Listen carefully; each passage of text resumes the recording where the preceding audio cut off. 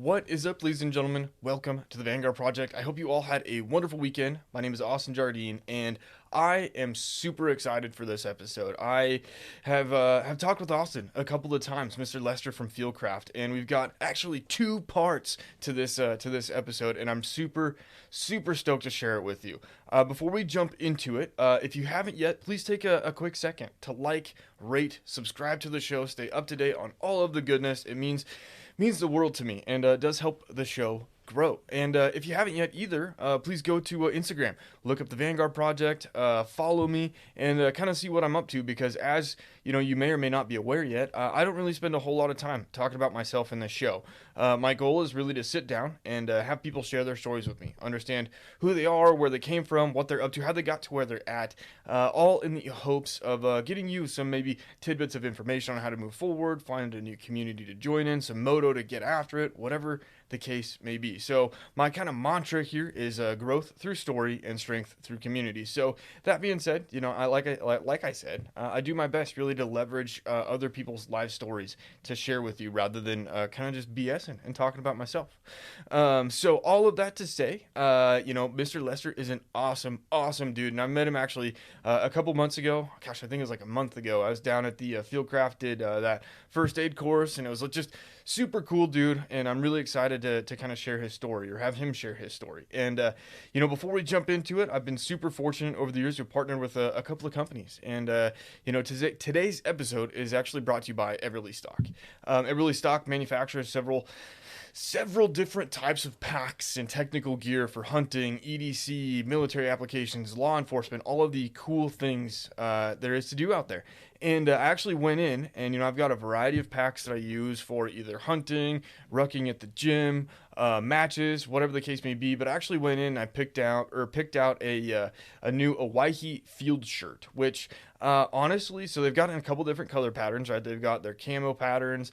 They've also got it in a tan, but they actually have it in a gray, which I picked up because, you know, work shirt. And man, this thing is so comfortable. So I'm sure you've heard me talk about the Bruno hoodies. It's kind of like that four-way stretch, super comfy, you know, kind of fit and feel. Same material, maybe a little bit thicker. And it's super comfy, fit me great. I actually went up a size up so it fit my monkey arms. I got long arms, but I wore that all day on Saturday, and I tell you what, it was so comfortable. Like, this thing, I bought it because I wanted something that, you know, was long sleeved. I needed some new shirts for work, and it is like professional, but I could also, you know, go hike and kill something in it. So I would encourage you to take a look, see if maybe you need one. Let them know that Vanguard Podcast sent you. Call Tuck at the retail store and be like, yo, I was sent here to pick up a field shirt. But yeah, that is about it for me. I hope you all have a great day. So we're going to roll an awesome episode with Mr. Lester of Fieldcraft Survival.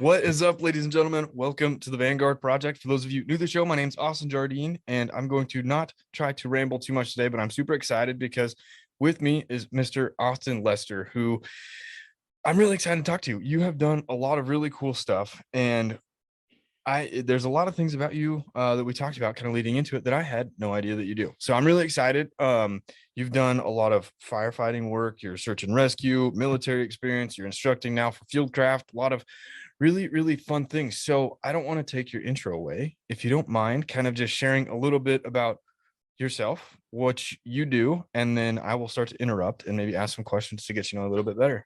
Yeah, totally, man. Well, I appreciate you having me on. It's cool to get on. And I was telling you before, I'm not super per se fond about talking about myself, but you know, if I can do it and maybe somebody can learn from some of my hard lessons, then all the better, you know. So appreciate you having me on for that reason. But yeah, so grew up in a really rural part of North Carolina, man. You know, out in the sticks. If you've ever seen the Andy Griffith show, the old black and white show about the sheriff. So I'm from Mayberry, right? The town's called Mount Airy, and I actually grew up about 40 minutes outside of town, out in the boonies, you know, and grew up, you know, I was in scouts and did the whole, you know, we had a little bit of acreage there, and then surrounded by cattle and tobacco and doing that whole thing, man. And so it's like, you know, to me, it was just a way of life. But I'm realizing now that there's obviously a ton of people that don't share that perspective of things. But it gave me a unique perspective growing up, and graduated high school with, you know, like 27 people. And it's like tiny, right? So it gave me a unique perspective on the world as I, you know, grew up and then pursued a lot of the things that I kind of did in life, and started at 17 and getting into fire and EMS, and then did that for a few years, joined the military, decided, you know, I hadn't had enough adrenaline as a firefighter or working EMS. So joined the Air Force. A lot of people laugh at me and say, well, I thought you said you joined the military, you know, join the Air Force. And I always just tell them that, you know, I scored high enough on my ASVAB to have a choice. That's always but I work with a bunch of Army guys now, so it's funny to say that, so nobody hate me for it. But spent 6 years in the Air Force, ended up injuring myself, and then, you know, started working on planes in my last, you know, little while I was in, and just couldn't get out of that job. They were trying to retain me.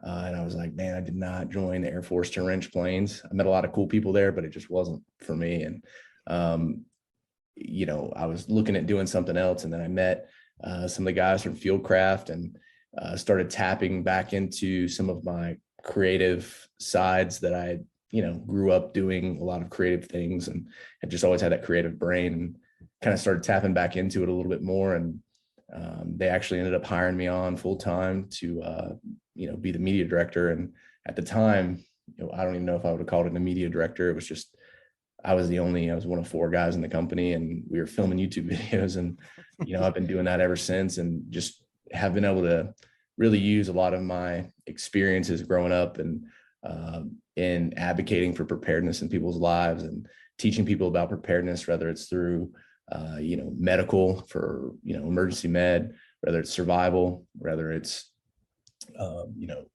any kind of defensive or security or tactical, so to say, considerations, you know, things like that. And, you know, and that's not per se my wheelhouse is that, but it's a part of that full spectrum of being a prepared person and a responsible citizen. So now I just do that full time as the creative media director for Fieldcraft, and get to rely on and use a lot of the experiences. And just, I'm really fortunate to be able to live a life where I do all the things I'm really passionate about doing.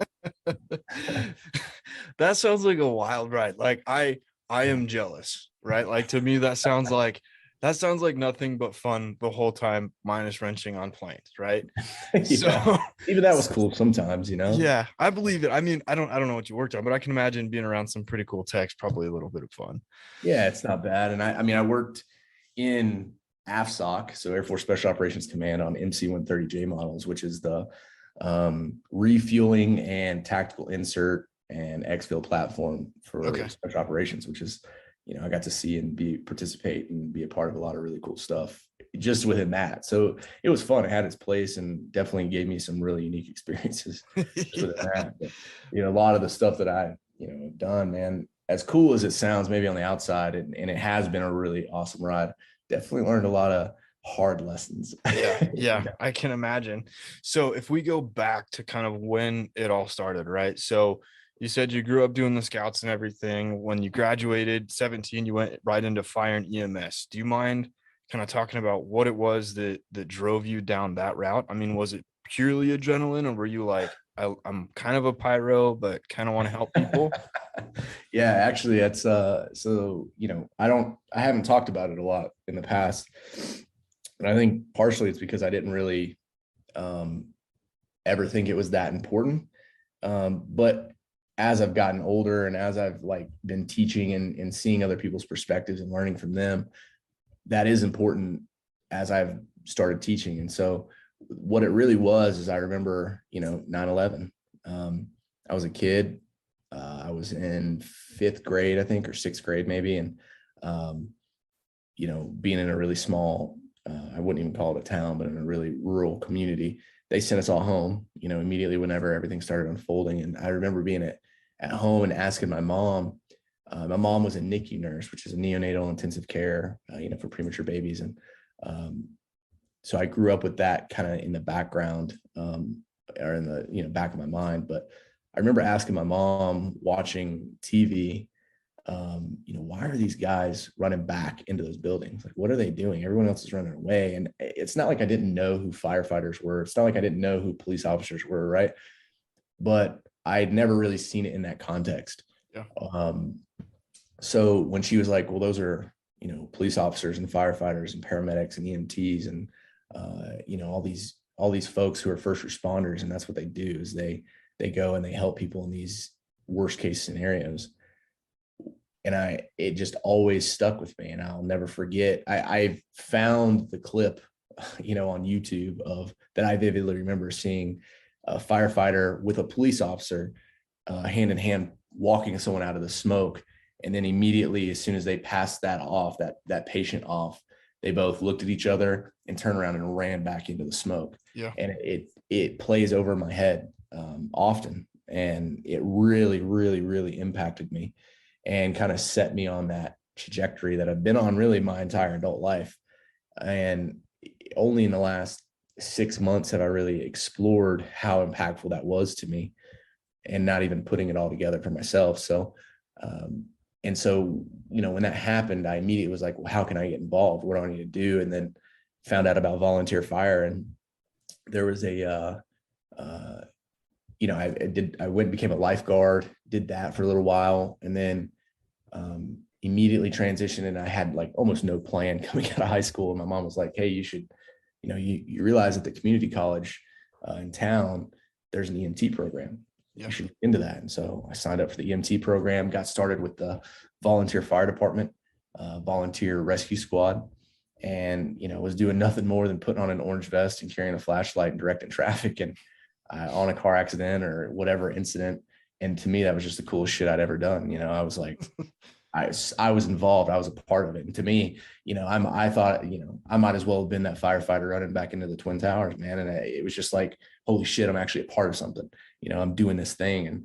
And as I progressed through EMT and I just loved it, I just really found a passion for helping, and it sounds so cliche to say helping people.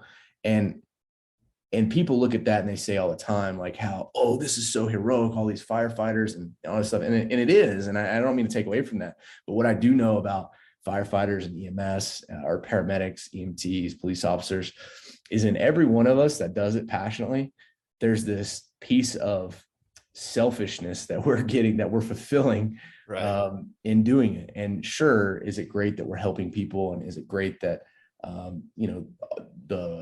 the other end of that is good for everyone?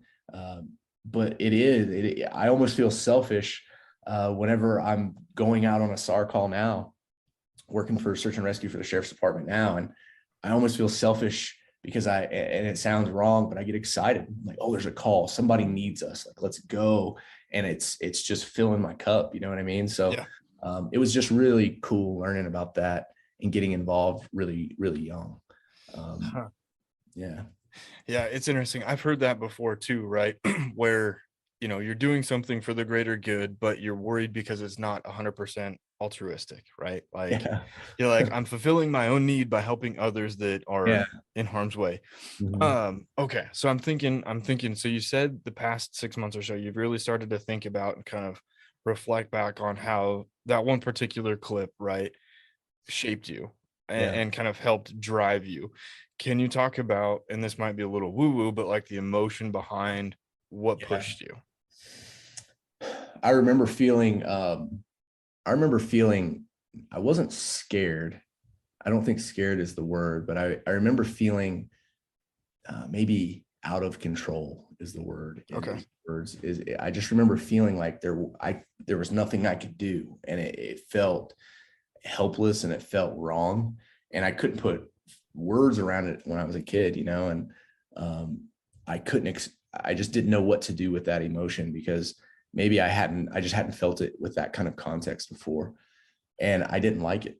I didn't like seeing people in need. I didn't like seeing people that were hurt or injured and feeling like I just had this drive of like, there's something I'm supposed to be doing, right? Like if you're watching somebody unload their truck bed of a bunch of stuff, you just get that feeling of like, oh shit, I need to go over there and help that guy grab that stuff and help him do the thing. Right. Right. I didn't get caught with idle hands as a kid, and, you should always be doing something. And it gave me this weird emotion that I couldn't quite express. And I remember thinking how cool it was too. Like, it's just so badass, man. Like that, there's not a kid alive that hasn't dressed up as a firefighter, as a cop, and been like, this is the coolest shit that they've ever seen, because there's something about that heroic piece. And I think exploring that as a kid, when you can't quite understand what it is, it gives you a unique sense of motivation of doing something bigger. And I think that it's fulfilled for everybody a little bit differently. Some kids find it on in athletics, being a part of a sports team and getting to a championship. And some kids find it in some other extracurricular activity, even in academics, where it's a measurable thing that they can accomplish a goal. And for me, man, I found my drive in that like doing things for other people. Yeah.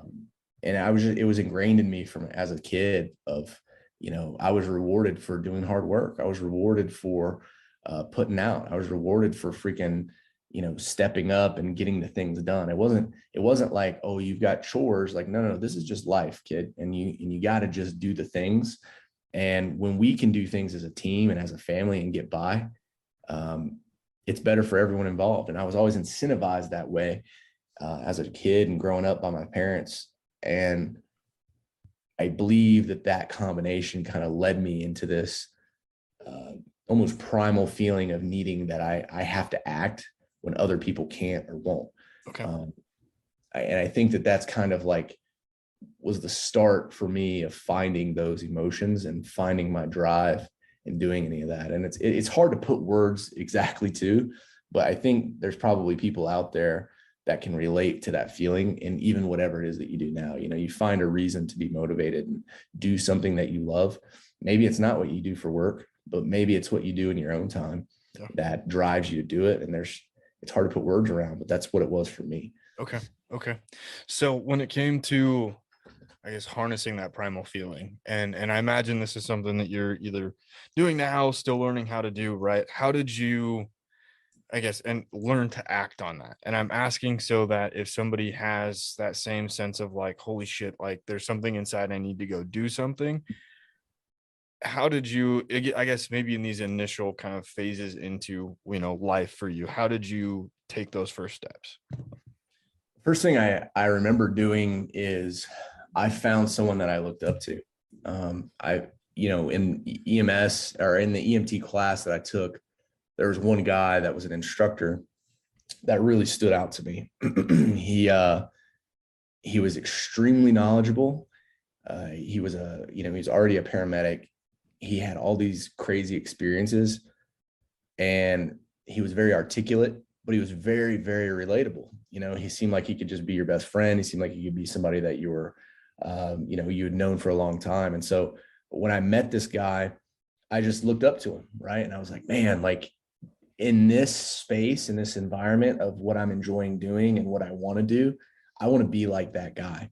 And then and I think anybody that goes into anything new, you find the people in that space that you look up to and you want to be like, and you kind of mimic that. So whenever I got to know him better, his name's Brad.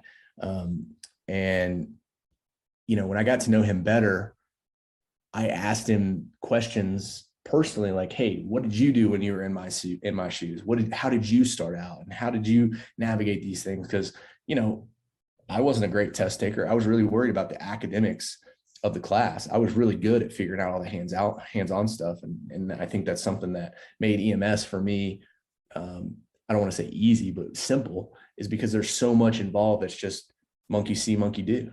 Yep. And then there is a piece of that academics of you have to have a more in-depth understanding, a knowledge base, but getting started, it was like, okay, monkey see, monkey do. Let me just hear what he has to say, regurgitate that, take in the information that I can get by just literally mimicking the people that I respected in the space. And that's what worked for me. And translating that emotion and translating that feeling into how do I just get going without just spinning my tires in the mud.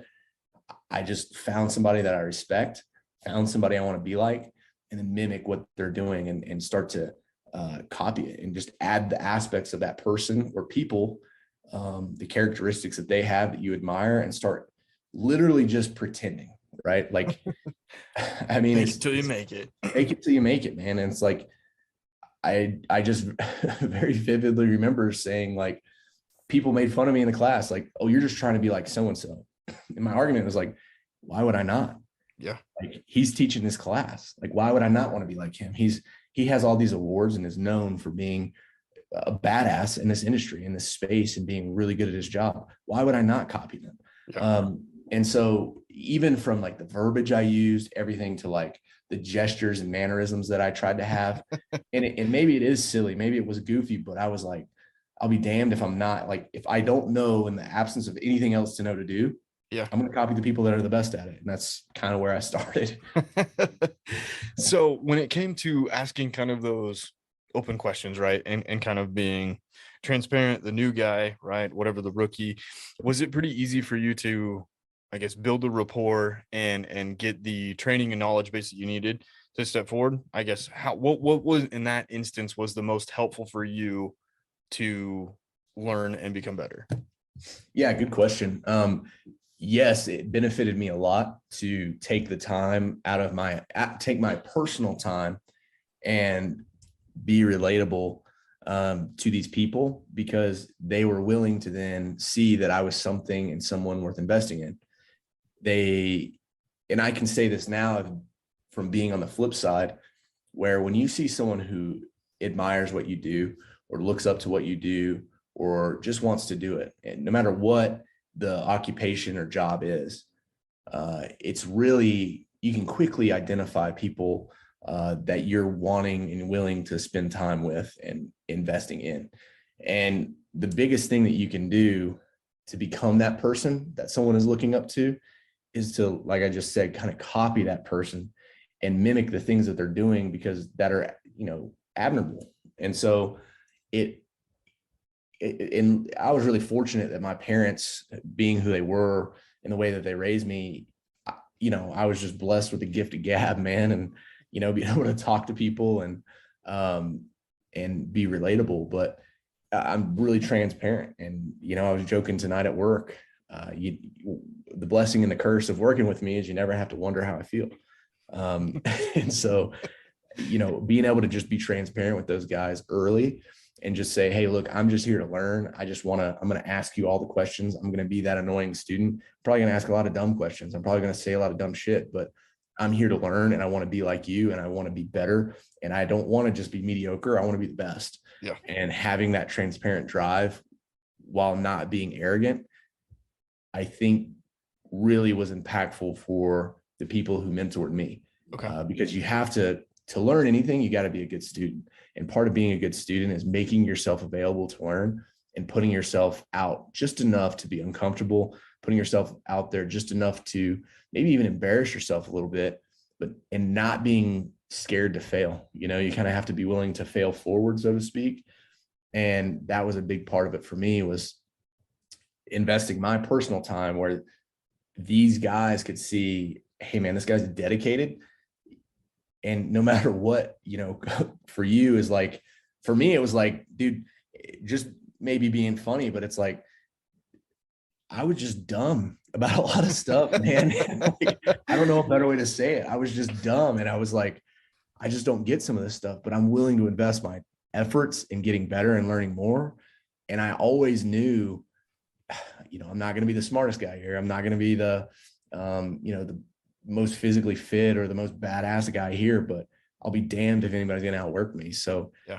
And that was just ingrained in me from a very early age. And so I think when these guys saw that, and I showed up time and time and time again for all the extracurricular stuff. I volunteered my time to be a patient so the paramedics could get their continuing education. I showed up to just be a damn, traffic direction guy. And I was the guy, and I was willing to volunteer every time for the shittiest job just to be involved, just to get my foot in the door so I could start to learn what little bits I could pick up every time. So I just knew that through exposure, I was probably going to learn more than trying to sit down and read a book. So that's why I took advantage of every opportunity I could to just be there and be involved. And, I didn't give a shit if people wanted to say that I was the teacher's pet. I didn't give a shit if people wanted to say that I was just copying whoever. I didn't give a shit what people had to say. I was there to be the best version of the person I wanted to be. Yeah. And as philosophical as that sounds, I remember thinking thoughts similar to that in that moment, even at 17 and 18 years old. I remember thinking, hey, if I want to be good at this, if I want to be the best at this, I got to put in more effort than everyone else. Yeah. And that's what I was willing to do. Huh. So I'm hearing, at least in this, in this time frame, right? Fail forward, exposure, transparency, right? And I guess exposure, right? It's kind of, I don't know if I said exposure twice, but definitely being around and kind of being present, right? Okay. So I know that we talked that you said that you've made your fair share of mistakes, right? And for a fun one in this kind of time period, right? What was the biggest mistake you made that you learned from that you're like, fuck, I wish I would have known not to do that. Dude, I could tell you actually a pretty dumb story. It's pretty funny. And I've got a handful of them, but part of that, like being willing to make yourself vulnerable, and there is a line there, right? And until you find it, you don't know what that looks like, right? And I think anybody that's experienced this, and I'll talk about it in a second, that's experienced it will relate. But there was an experience I had where this girl that was in one of the departments that I worked with or volunteered with, she was married to this guy, and who was also in that same department. And I kind of oddly stumbled into her having kind of an affair with this other guy. And I'm not even 18, right? And so basically, yeah, right. And so basically what ended up happening is the guy was kind of in a position of leadership in this one department. And I was heavily influenced by them in a moment that was potentially weird for them, for all of us. I mean, it's not like I walked in on them banging or anything, but they were just there. It was like pretty obvious. This is out of place. And they were like, hey, check it out. This is what's happening, and she led me to believe, and he led me to believe that she was in this abusive, bad relationship, and that, she's trying to get out of it, yada, yada, yada. Right. Well, at the time I didn't grow up with a cell phone, man. Like I didn't have a cell phone until actually after this. I had an iPod Touch at the time. Right. So I only had this app and could send text messages when I had Wi-Fi. Yeah. Well, it doesn't use a real phone number, right? You can't track the shit. You can't do anything with it. Well, I had this guy's phone number in my iPod Touch, right? Well, they started getting me to send these screwed up messages to this guy saying like, hey man, I'm with your wife, blah, blah, blah, blah, blah, blah, doing all this thing, right? And here I am thinking like, oh, we're sticking it to this guy. He's a jackass, he's this abusive asshole. And now, this person of in leadership in this thing is going to think favorably of me and is going to, blah, blah, blah, blah, blah, right? Being like this guy that's like, holy shit, man, like this is, that's fucked up. They shouldn't be like, he can't treat her like that. And he deserves to get all this stuff, right? Well, come to find out, it was all horseshit.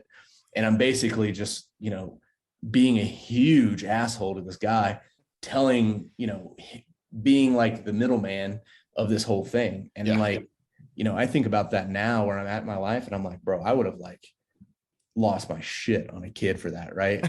And at the time being so willing to just trust and like jump right in for whatever anybody said, I got played, in this situation, and it didn't come out that was the case, or I didn't learn. It came out later. This whole thing kind of unspiraled for them, a few months later, but I didn't realize what had happened in that situation until years later. Yeah. And then had to have a conversation with that guy because it was eating me alive. Yeah. About, hey man, I need to tell you this. This is gonna be a really hard conversation. And, maybe you'll hate me and maybe you want to beat my ass, and you can totally do that because I would understand, but this is what happened. That was me. I was doing this thing. And I apologize because I was wrong. And I shouldn't have done that. I was super easily influenced. And it was an immature thing for me to do. And, that guy actually told me after that he's like, in the moment, when I told him that, he was like, just real quiet, kind of, was soaking in what I was saying. And he was like, okay. He's like, let me take some time and think about this, and I'll get, and we'll chat again. And I was like, okay, cool. I totally understand. And he came back to me about a week later, and he told me to my face, he's like, check it out, man. He's like, that actually has given me a ton of healing, because that was the one piece of this whole thing that didn't make sense, that has bothered me. And so, because I couldn't figure out why this would be happening whenever I wasn't just an abusive asshole, and this whole thing, it really bothered him. And so he was actually able to get something back out of it. Yeah. By me just apologizing and being upfront, being willing to be transparent and open and honest with him about it. And dude, that was like, it's like the dumbest scenario, right? Like, it's so childish and immature, but yeah, for me, that was a big lesson as a young man. Like, damn, man, like, I got played, he got played. I was an instrumental in being an asshole to causing hurt to someone that they didn't need it. And unfortunately, that lesson isn't, some badass lesson in, being some awesome paramedic or firefighter, but it's a lesson in like humility. And it was a lesson in not being taken advantage of and being manipulated. And I learned a lot from that, and have continued to use that lesson in my life. And anybody that's been involved in anything like that, where they've been manipulated or used, that lesson sticks hard. Yeah. Right. And so it's just always been in the back of my mind. And I'm like, I'm never getting played again by someone's lies and BS. Right. Yeah. So that was an odd early lesson for me, of doing something the hard way, where, don't be the fucking teacher's pet, man. Like, don't pretend or get involved in something that you shouldn't, just because to try to gain favoritism. And I justified it by trying to say, well, he deserves it. Doesn't matter if he fucking deserves it. It was none of my business. Right. Right. Like, be an adult, step out, butt out, do your thing. But an odd lesson. That is interesting. That's like something you would see on like a sitcom, right? like you'd see that on like late night TV. Yeah. It's like a soap opera thing. Yeah, totally. So, okay. So maybe a personal question in that same vein, right? Like, that takes a lot of stones to go talk to the guy that, for lack of a better phrase, right, you wronged, right? Yeah, definitely. What advice do you have for people that might have something like that that's eating them up, that they're like, hey, listen, I don't want to go reopen this wound. I don't want to go feel this way, to go handle their own situation? Yeah, that's a good question.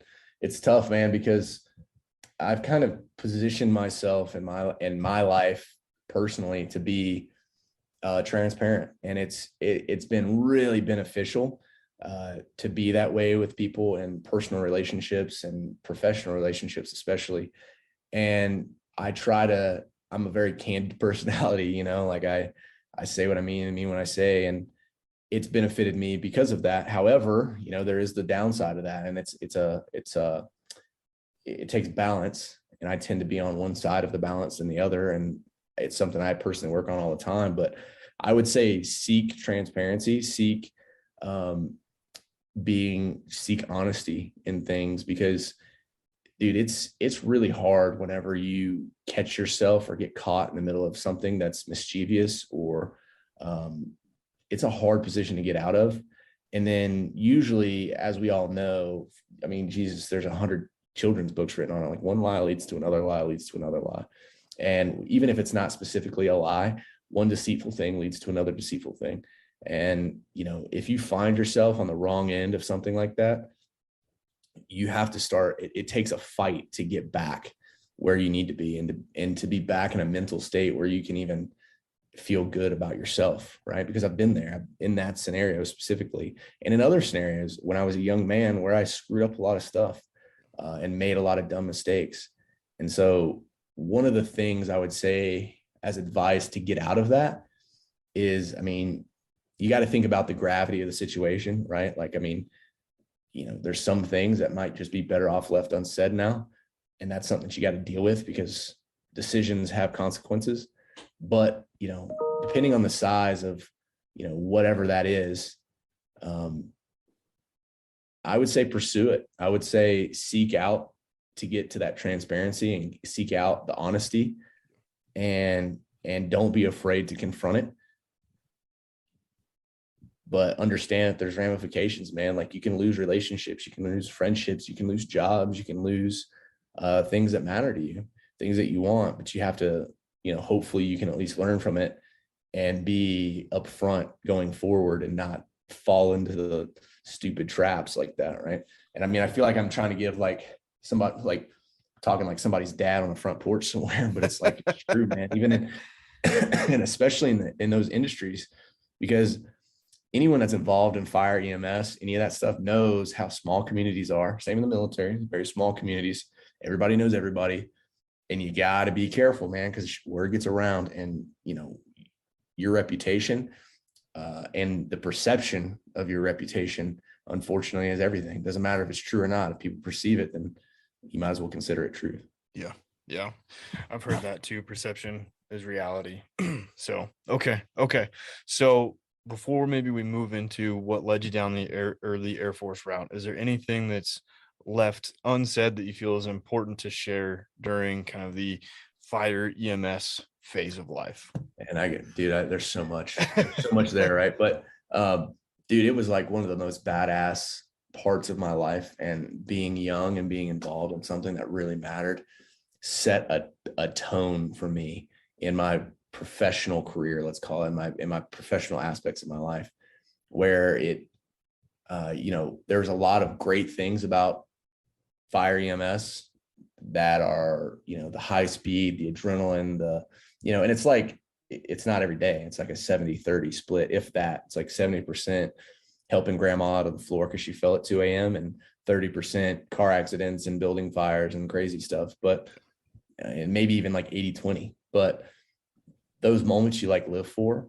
And there's a lot of lessons and cool shit to be learned there. But dude, one of the big things is like, don't sacrifice doing something that you love for your mental health, man. Like early in that, and because I was so young, dude, trauma like really has played a role and played a number on my brain. And I didn't even realize it. Like I didn't realize what it was really doing at the time. I just knew that I started feeling weird and started not giving a shit when I saw people that were hurt or dead. And that, to me, because I do care and I am a very personable, personality, that bothered me when I was like, doesn't matter to me anymore. So I didn't realize that that's like, kind of was a trauma response of trying to disassociate. But, pay attention to like your mental health, man, because it's like, it's hard to get back, and it takes more work to get it back than it takes to cause the problem. Yeah.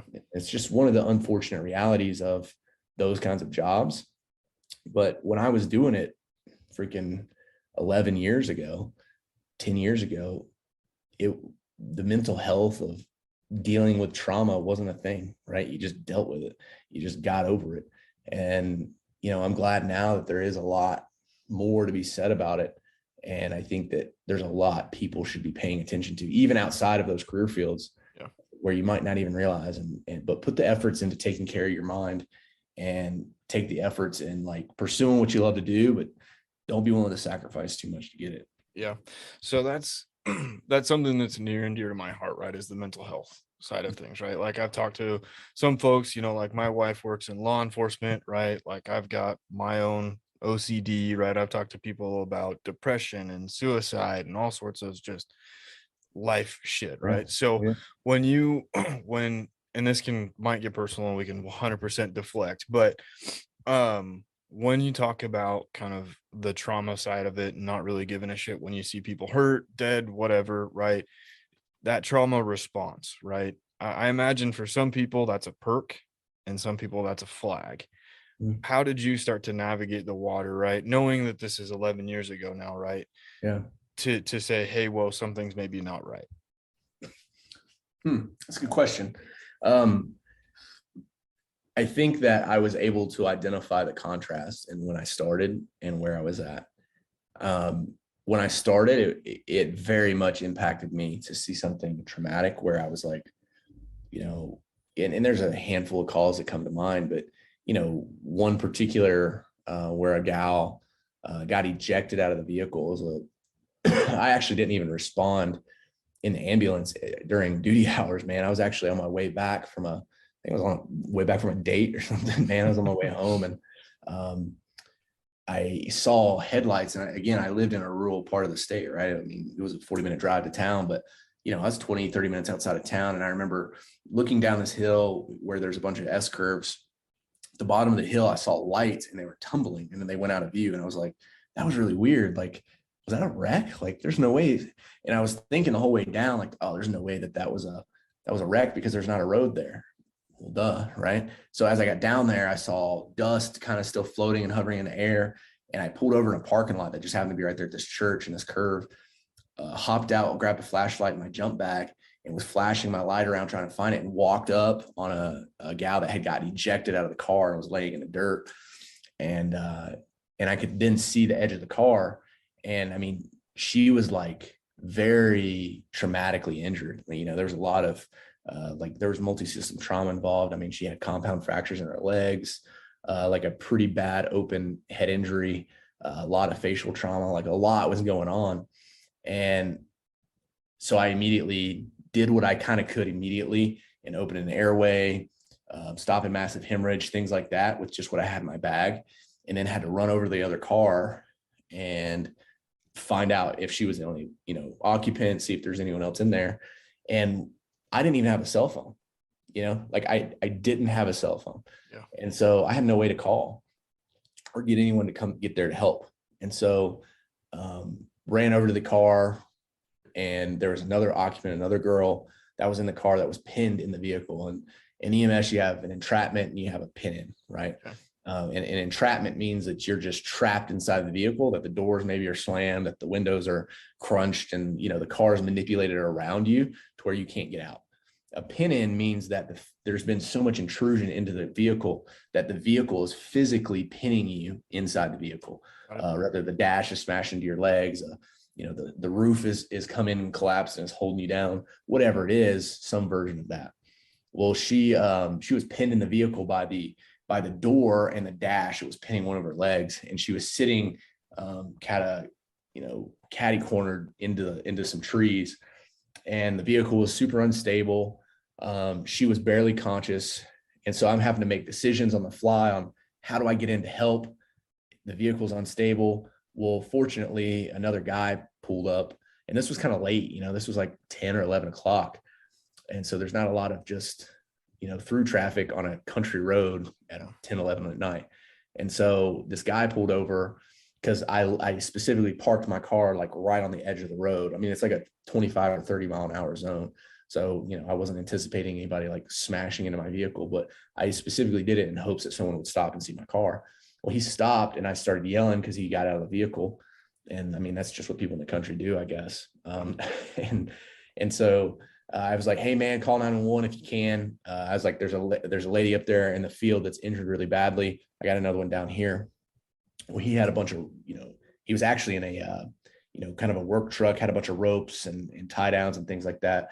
And I was able to get a bunch of tie downs out of his vehicle while he drove up the road to somebody's house to call 911, because he didn't have a cell phone either. Yeah. And drove to somebody's house and was banging on the door, call 911. Well, I actually like stabilized this vehicle with tie downs as best I could, to try, with the knowledge that I had at the time, so I could make it safe to try to like get in there. And I'm assuming a shit ton of risk doing something like that. And I mean, and I try not to be like a do as I say, not as I do kind of a guy, but man, in that moment when you're faced with it, you kind of have to just make decisions. And that's the decision I made, and was willing to take what risk I was assuming, and was able to get in there and, got a tourniquet on her leg and was able to start treating a few other things, and was bouncing back and forth between the two victims. And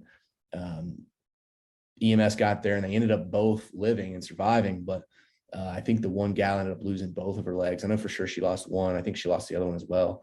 The girl that was pinned in the vehicle ended up having some pretty severe injuries that, she was just jacked up for a long time. And I followed.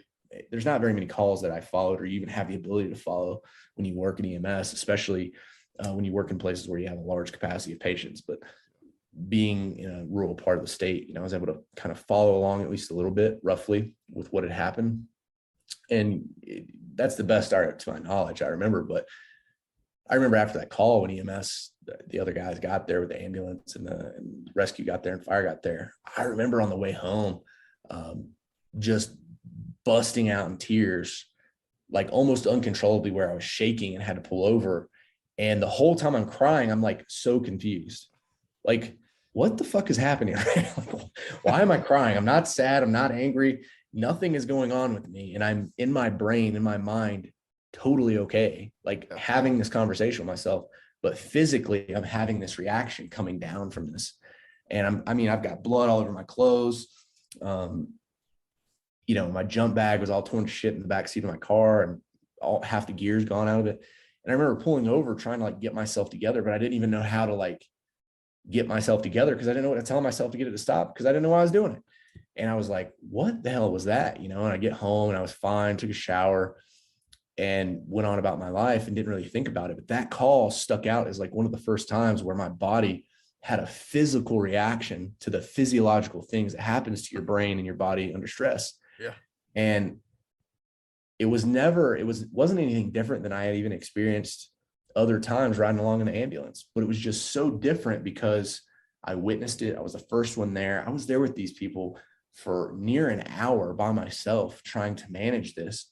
And I was just putting an immense amount of pressure on myself, as anyone I think would, of trying to do the most good. And that stuck out to me as, it was just really stressful, man. And I had seen all those same injuries before. I had seen, I'd been under stress to try to help people, whatever, but that one was just had this different feel, different stress to it. And after that, there's a handful of other things, situations I can think of, but then remembering how impactful that moment was for me, of remembering like bursting into tears and this whole freaking thing. And then years later, where I could deal with the same amount of stress, and my brain's way of guarding against that reaction happening was to not give a shit. Yeah. Where I don't think that it did, but could have affected my performance. And that's, at that point, you're completely countering what it is that you're even there to do. Yeah. And I recognize that if I'm not going to care and I'm getting away from this really in-depth, like feeling and drive, primal feeling that I had even as a kid, seeing 9/11, of trying to help and do something. If I'm sacrificing doing the best job, or if I'm sacrificing actually caring for someone where I could be sacrificing performance, it's not worth it. And that contrast for me, as I looked at that, I was just like, I got to do something else. I need to take a break. I need to do something. I even took leave. I did all those things. And it was like, if I'm going to not care, if I'm going to get to this point where my brain isn't allowing me to care enough, and I can't be human, then I'm not doing this for the right reasons anymore. And so it was hard, man. It wasn't easy to just be like, I'm going to go do something else. But I knew I had to, because I just knew I had gotten to a point in my mind where, because I wasn't dealing with trauma the way I should, because I wasn't dealing with my emotions and feelings and all that bullshit that no guy or anybody that works in or A-type guy or gal that wants to deal with, because it just wasn't a thing, I had effectively put myself in a position to really set myself up for failure. And I recognized that and decided that I needed to move to something else. Interesting. It was hard, man. It was a hard decision. Yeah. I've heard that when you get to the point where you no longer care, right, what happens, there's no longer that sense of urgency, that drive, that desire, that you then become the liability. Yeah, absolutely, man. Absolutely. And there's guys in the military that have been in the military that can tell you about experiences just like that, man. Or people that have even been in a state of grieving can talk on that, right? Like where they've just not, they're so grief stricken that they don't care. And, now they're making really poor decisions with their life and just doing reckless things. And dude, that is just not a place that you want to be in. And you got to find a way to recognize it. Yeah. Okay. So coming out of that, making the hard decision, right, to move on, you said that you scored high enough on your ASVAB to have a choice. Yeah, which means I scored like a 55 or something. Not that funny. So was there like an underlying desire to go to the Air Force, or was it just like, sounds good, we'll go for it? Yeah, well, so I actually started to go into the Marines. talked with a Marine recruiter first, and then talked with the Army recruiter, and then was talking to them about my experience that I had up until that point, because they were trying to find something applicable. And the Marine Corps, he was like, well, the Marine Corps is not responsible for any med. We, pass it off to the Navy because we're on the front lines and we deal with only doing this man shit or whatever. And I was just like, I had this, that little alpha thing going. I was like, hell yeah, like I'll go be a freaking 0311 and infantryman in the Marine Corps. And thank God I didn't do that, because all my friends that I know I did do that said it wasn't a great experience unless you were there because you really wanted to be. And then talked to the Army guy, and we talked about being a medic, and we talked about special forces, and we talked about a few different things. Talked with him over the course of a couple of weeks, and then when the Air Force recruiter heard about my background, he's like, "Dude, I've got the freaking job for you," and he sold me on pararescue. And then at that point, I was like, "Dude, I don't want to do anything else because that's like all the things I love doing rolled into one, except with a gun, right?" So I just was like, yeah, I'll do that. And so my mom's dad, my grandfather, was in the Army Air Corps during World War II, and he was a waist gunner on a B-17. Nice. So then as soon as I I was like, well, dang, this is this cool like lineage thing, right? So then I was just freaking sold and decided to go Air Force. That's funny. So did you end up going all the way down through the pararescue, or did you find something else? I spent a few months in the pipeline, and I struggled because basic training was like, it was kind of like a bad joke. It wasn't hard. It wasn't difficult. It was very simple. The easiest things you can ever do in your life is just follow instructions. Yeah. And, I actually got out of shape in basic training. And then immediately went over to a different side of the base, and we start this, at the time it was called the battle program, where you basically just had cadre of combat controllers, TACPs, PJs who were running essentially an 8-hour-a-day workout program.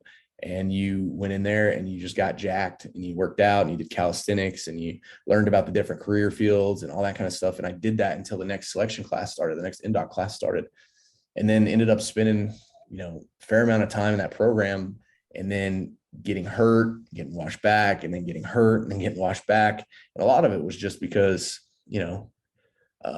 I just wasn't educated going into the process, and wasn't as physically prepared as I should have been. Had I been in better shape, I was in good shape. I was in really good shape, but I wasn't in endurance shape.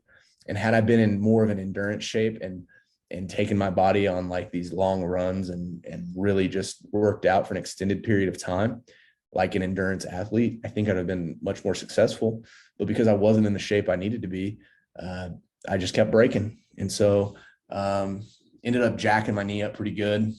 All right, so we're gonna make a bit of a harsh transition here. Austin and I took a quick look at this and kind of just wanted to rearrange things a little bit, and so we're gonna talk a little bit specifically, more specifically about some of the things that he's learned as far as troubleshooting experiences and kind of skills that he's developed in order to develop kind of that troubleshooting on the fly, quick adaptation to an unknown problem per se. So, Austin, if you don't mind talking about what you've learned and the skills that you've developed and kind of the techniques that you've kind of put together to help really establish yourself and reorient to an unknown problem per se. Yeah. So, and it kind of went back to like learning that piece in EMS, right? Like where I had no idea where to go. But what I did is I just said, hey, here's what I do know, the skill set that I have. So I have a baseline, and I have where I'm trying to get to. And so now let's find the stepping stones to get me from here to there. And so one of the biggest things I learned is that just because you're moving quickly and in a hurry doesn't mean that you're fast, and it doesn't mean that you're efficient. So running around like a chicken with your head cut off just because there's a problem doesn't mean that that's the solution, is to just work fast, right? I think a lot of people associate getting shit done with moving quickly. And sometimes that's the case, but there's a lot of times it's not the case. So sometimes just slowing down, taking a few breaths, truly assessing the problem, and then tackling it, and not just looking at it in a linear way, but looking at it from different perspective, different angles of finding the solution, really gives you just truly a different perspective of finding the solution. So I'm trying to say this without just saying a lot of words because it's hard whenever, but there is an aspect to it that's like you have or you don't, but there is an aspect that definitely can be learned and honed. And I think a lot of the things that I had when I showed up that helped me and still help me today is just the way I was raised. You know, I just, I didn't have the ability to just go out. And when my dad or my mom said, go do this, it's not like I could just always come back and ask 100 questions on how to get there. Yeah. I had to learn how to ask really good questions up front before I ever even got there, and then figured out when I got there. So I think for something measurable, for something that people can actually be actionable with, is looking at the problem, truly identifying the problem. The problem isn't always just surface deep, right? So actually understanding the problem and then asking the questions up front that will give you the answers to things when asking questions isn't available anymore. So, and that takes practice, right? You don't just figure out the right questions to ask up front all the time. You have to get some experience asking questions, not having all the answers, and then just working through it. Sometimes that just means you just got to work harder. It just means it's going to take you a little longer. It just means it's going to be a little bit more painful.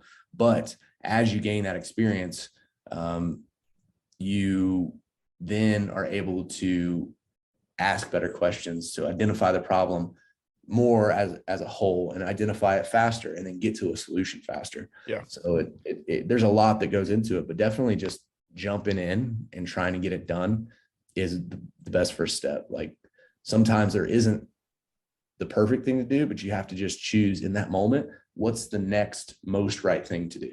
Right. Yeah. I'm hearing wisdom through experience and skill set development with a little bit of pre-planning. That's what I'm hearing. Yeah, definitely. I mean, yeah. And wisdom to me is experience and judgment, and when you put those together, you end up with some kind of wisdom. And that's why you can have guys that are wise beyond their years, right? Because they have a lot of experience and they have good judgment. So when you can put those together, it usually will lead you to a good path. Yeah. Yeah. Okay. So moving into your search and rescue, as a civilian now, right? I know that that's something that I'm definitely interested in, and I want to be respectful of your time tonight, kind of talking. What I guess drove you down that path, excites you about it, right? And then for me, kind of out of my own curiosity, barriers to entry for somebody that might want to get into it. Yeah. So, I mean, for me, I've that same feeling, that drive of getting out there and doing something for my community. And I didn't see it the same way, young as I do now. And especially after the military, I do see a huge value in bettering my community because, that's the community that I live in. That's the community that my friends live in and that my family lives in. And that, why would I not want to make that better? Because when it's better for them and me, it's better for everybody. And it's like, it just doesn't make sense to not. And I feel a conviction, honestly, to, and by no means am I saying I'm the most knowledgeable guy out there, but even with my knowledge base, just what I have to offer, I feel like I would be doing a disservice to myself and my community to not try to get out there and do something. Where I have a skill set at something that I would say I'm good at. And I just feel convicted to offer that in some capacity, in some way outside of just serving myself in a job, but doing something for my community. So that's what really drove me into it. And one, it just sounds fucking cool, right? Like going out in the mountains and, in the worst of conditions and getting people out of what could be the worst day of their life. And it's similar to EMS and it's a piece of EMS, but it's got a really unique flavor. You know what I mean? And so it's just so different and it's very unique in its mission set. And so barriers to entry, man, there's not that many, but what I would suggest is that you definitely need to get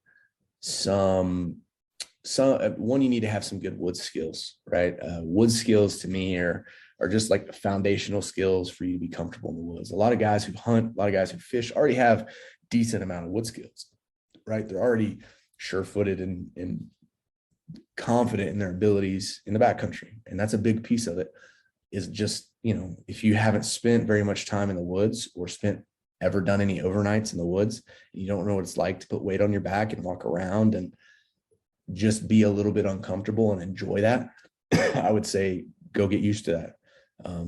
Carry a backpack in the woods, get some good boots, put on the right clothes.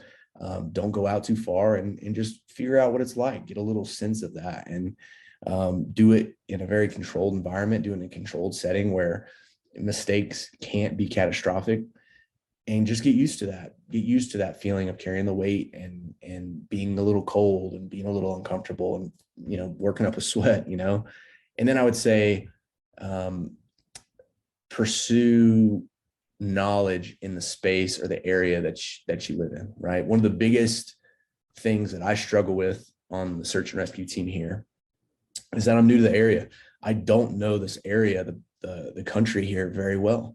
I know it much better than most just because I'm out in it enough and I explore a lot. Like I spend a lot of time outside, and it's just something I'm really passionate about doing, is being outside. And my job takes me out there a lot now, and search and rescue, but you got to learn the area. I would say that that's going to be really beneficial. And then also think about the rides that you have to work, right? So for us here in Utah, it's snow machines. I didn't grow up with a snow machine. First time I got on a snow machine here with the search and rescue team, I launched myself about 15 feet into about 6 feet of powder and realized what a pain in the ass it is to walk and stumble in 6 feet of snow for 20 minutes to get back to your machine, right? So that's a learning curve for me. I got to figure that out. But something I do have a lot of experience with is rope systems. That's something I learned that in EMS. I did a lot of it in the military, and I really enjoy it personally and on my own time. So that's something I am good at, that I can offer right out of the gate. And then you just have to figure out, we got a single track team. Can you ride a dirt bike? Can you get up there and do that? Part of the single track team is we have mountain bikes, right? You got to be able to navigate doing that. If that's something you're interested in, swift water, you got to be a good swimmer. If you want to be a diver, you got a dive team. There's tons of things that are actually much needed skill sets that you really, if you want to spend any amount of time actually doing the rescues, you got to know how to do it. And it's not all about learning it beforehand, but one thing that's going to give you a leg up is just getting a baseline knowledge of some of those skills.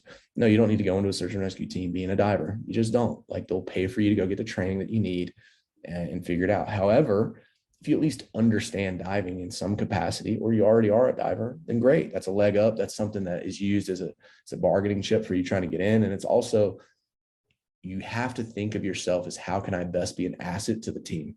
What do I have to offer? So finding what you can be doing for the rest of the team and making the team better and stronger, and not being a liability.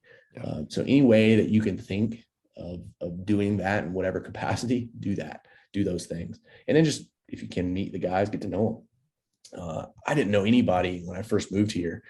And one of my neighbors was talking to me about it. And it's just like, yeah, I'm on the ski patrol. And, we're out on this, thing the other day. This guy got hurt and we had to call in search and rescue. And I was like, wait, what's search and rescue? Like, what is that? Because we had search and rescue in EMS where I worked, but there weren't a whole lot of true search and rescues, and it belonged to the volunteer rescue squad. And there just wasn't much of it. We didn't have a mountain team. We didn't have a swiftwater team. It was all a part of what's called an ERT program, emergency rescue technician program. And it was completely different. And I was a part of the program where I did VMR, which is cutting on cars. I did structural collapse and confined space and high angle and things like that. And it just had nothing to do with search and rescue. Yeah. So I didn't realize, being out west, where you're in the mountains at elevation and there's vast amounts of just backcountry and wilderness, that there's a team that goes out and does that, right? So I was like, holy shit, that's a thing. I didn't realize that. What's that all about? And then he was like, yeah, man, like, you can, and he basically explained all that to me. And I was like, where do I sign up? He's like, well, I think you can do it online. And I was like, okay, what website? And I went to the sheriff's website and filled out an application. And then I couldn't send it anywhere because it was telling me that there wasn't the window wasn't open. Come to find out, they only take applications once a year. And that's only when they have openings. The team I'm on only has 30 guys.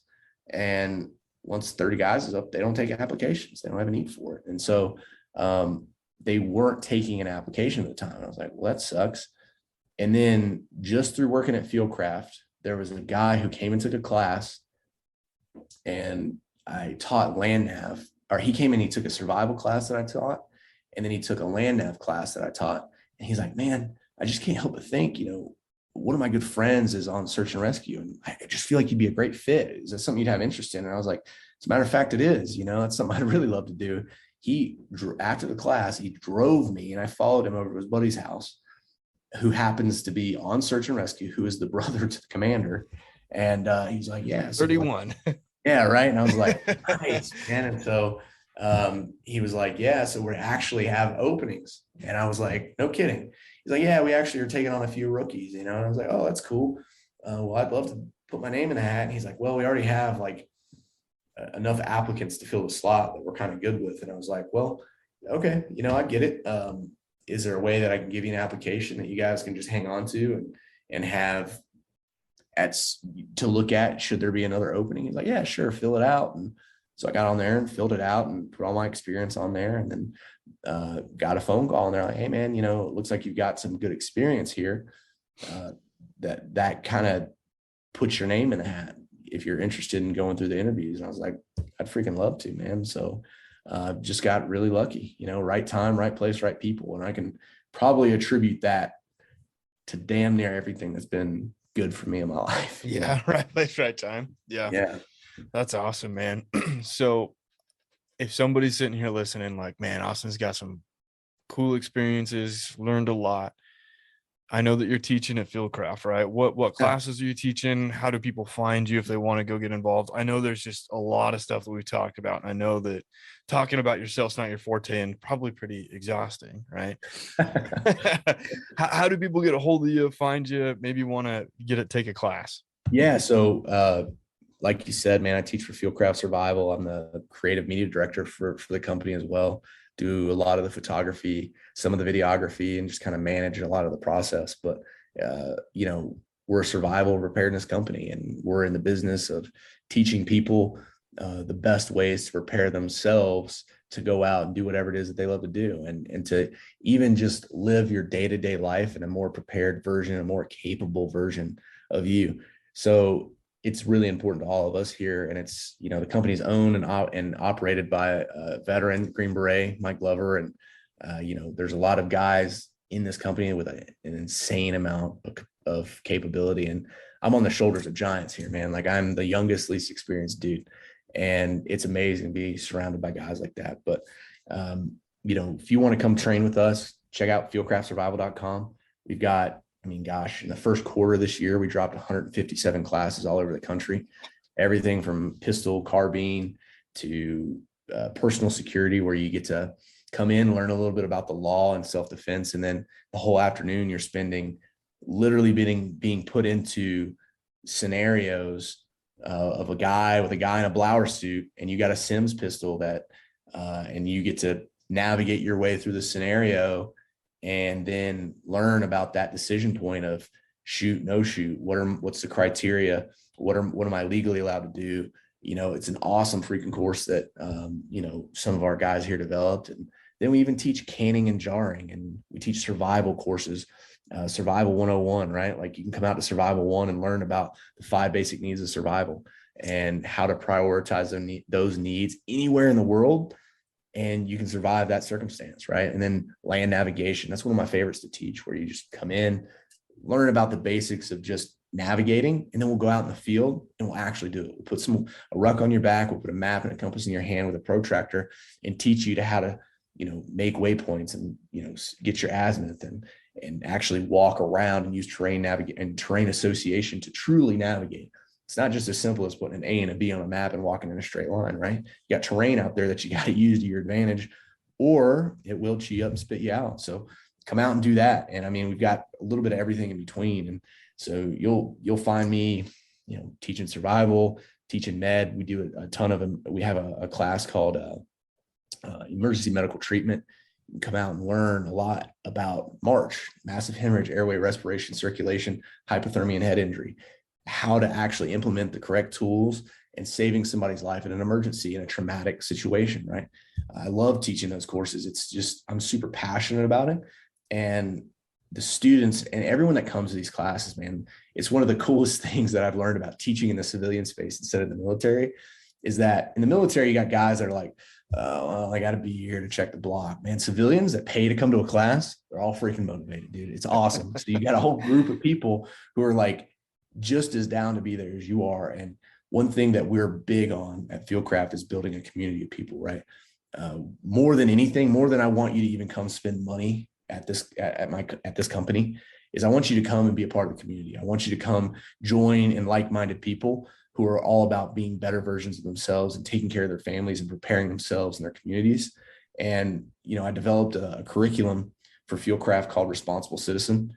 And it's 5 different classes. It's emergency management, it's survival, it's first aid, it's defense, and then it's pillars of preparedness. And it's taking that 5th one is taking all of those skills and then implementing them into your life, and how to do it without seeming like you got to be the dude with the tinfoil hat and a freaking battle belt on your waist and navigating your life. It's how to like just continue being a normal person, but implement preparedness in your life. And those classes, I teach them every Wednesday from now until infinity, every Wednesday night at 6:00 at our HQ here in Heber City, and it's free.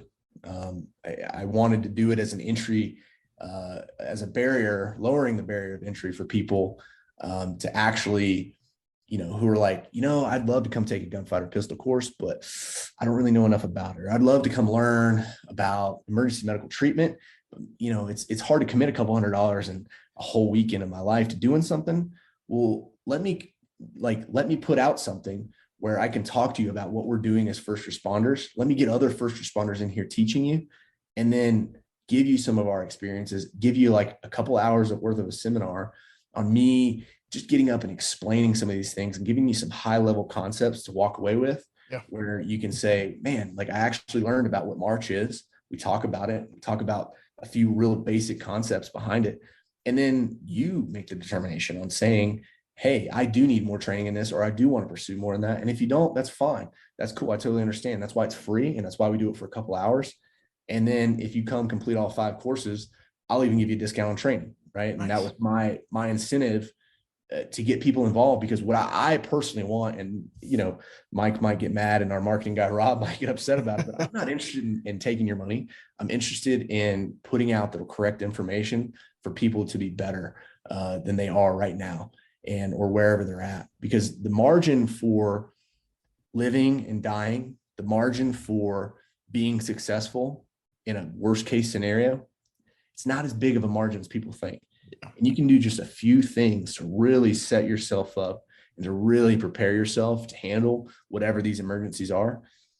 You'll thank yourself a million times over for taking the time and a few $100s of your money, really preparing yourself truly. And, it wouldn't be a good business model if we didn't make money to keep the lights on. But, we're in the business of making people better. Yep. So, that's what we do. But fieldcraftsurvival.com, we're on Instagram, we're on YouTube, got 450,000 subscribers on YouTube. It's amazing, man. And it's awesome to be part of this community, because we constantly are putting out a couple of videos a week on YouTube just to try to put information out there for people to learn from. So check us out. And then personally for me, my Instagram handle is Savage Lester, at Savage Lester. It's kind of a long story, but growing up in rural North Carolina, and I feel like I have to defend it now, because Savage has like this horrible thing around it. Negative connotation. Yeah. And to be fair, I made my Instagram in 2014. Okay. So it was, and I got the nickname in high school. Everybody called me Savage because I'm the only Native American kid that went to school with a bunch of rednecks. So Savage was my nickname. I just owned it. Right. And so as Savage, you need to, something like that. Yeah. You got to, man. There's no way around it, man. No. It's either going to own you or you can own it. So I owned it. And Savage Lester was my Instagram handle, and thus is life. So roast me if you want, come at me. You know what I'm saying? Awesome, man. Well, my favorite question that I'll end with, and I'll leave you be, is there anything that you feel like you've learned throughout this whole time, right? And I know that there's just 1,000 things that we didn't get to, right, that you feel is important to share, you don't get asked often enough, or you're like, man, I wish I'd have known that before I'd done it? It's my favorite open-ended question. I get some wild answers. Yeah, that's a good one. because there's a lot of lessons I would love to be able to put out there. But I would say that one thing that's probably benefited me the most in my life and has really always brought me back to zero, has always brought me back to being grounded is the willingness to be a student, man. Like, it doesn't matter how much you know in something. It doesn't matter how much you don't know. It doesn't matter whatever it is. Just always be a student, man. Like, always be willing to learn. And I've spent a large part of my life knowing I wasn't going to be the fastest or the strongest or the smartest.